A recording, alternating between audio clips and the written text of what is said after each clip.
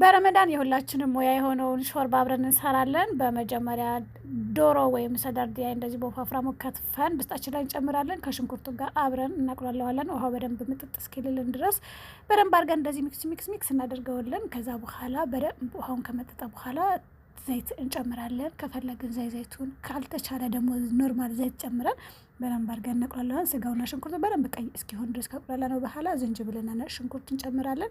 ከዛ በኋላ የምንፈልገው አይነት ባህራት ወይ ቅመማ ቅመም እንጨምራለን። ከዛ በደንብ አድርገን እናቁላለዋለን።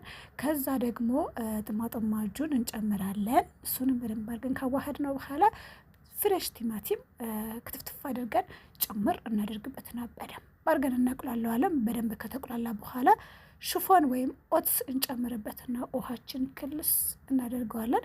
ከዛ ሚክስ እናደርገውና ክድን እናደርገውና በደንብ እስኪበስል እንጠብቀዋለን። በደንብ ከተወሰነ ደቂቃ በኋላ እንደዚህ ከፍተን ስናይ ቦቅ እያለ ነው። ከዛ የተወሰነ ክዝብራ ጨምረን መሰል አድርገን አሁንም ክድን እናደርገውና ወደ ሌላ ጥቅራችን እንሄዳለን። በመጨረሻም ከ40 ደቂቃ በኋላ ቆንጆ ሆኖ በስለዋል። ሲታይ ያምራል። እንግዲህ ቆንጆ ይመስላል።